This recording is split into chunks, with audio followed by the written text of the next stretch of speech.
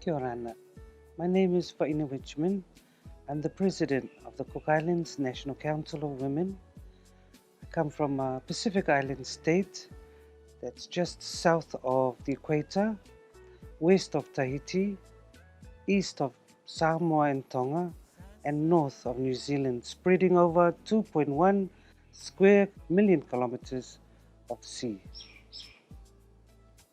Climate change has impacted the lives of women and their families here in the Cook Islands seriously.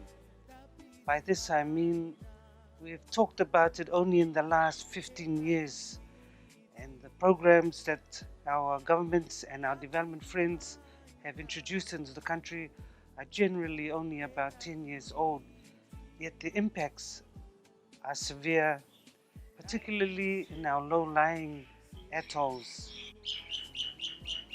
So air and sea temperatures have really played havoc with weather patterns to the extent that some of the very strong cyclones that have hit our nation have done damage to a lot of our women's crops and their handicraft natural resources, as well as marine products. For example, on the island of Puka Puka, a 2005 cyclone that hit impacted taro swamps, which they call wawa in the language, to the extent that these swamps, all the 14 species, had been destroyed. It was the women that identified that over 14 species had disappeared as a result of the weather conditions. So where once upon a time where the conditions weren't really severe, it would only take about another crop period, 9 months or 10 months, for the wawa to be growing again. After the 2005 cyclone, over 2 to 3 years, and only with help from development partners. The livelihood of the women and their families in the Cook Islands has been severely impacted.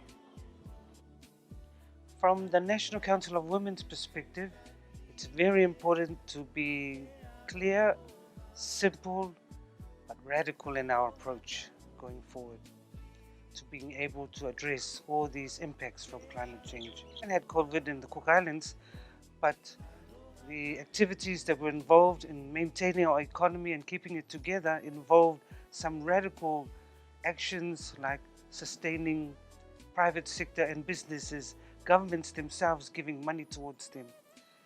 The suggestion here then would be that we look at the way we've been delivering support to the climate change issues in the Cook Islands and in the small island states around the world, and do radical things that should have been done a long time ago.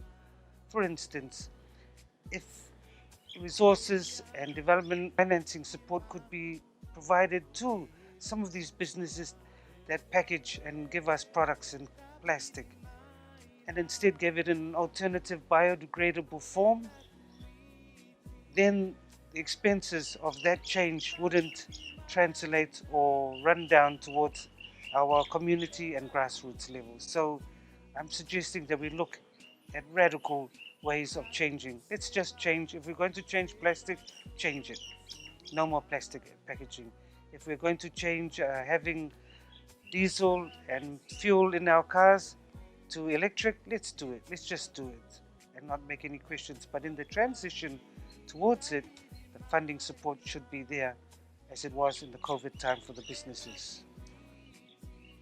This will also help the women to maintain their food and their water security issues in terms of the radicalism, and providing more funding support thereafter for women to look after their food and water security activities, and in so doing allow them also to look after the community, after the home, and producing handicraft and harvesting natural resources that help those handicraft to become part of the tradition of giving gifts to our visitors from around the islands, and towards helping them to maintain what is part of their lives in terms of their cultural identity.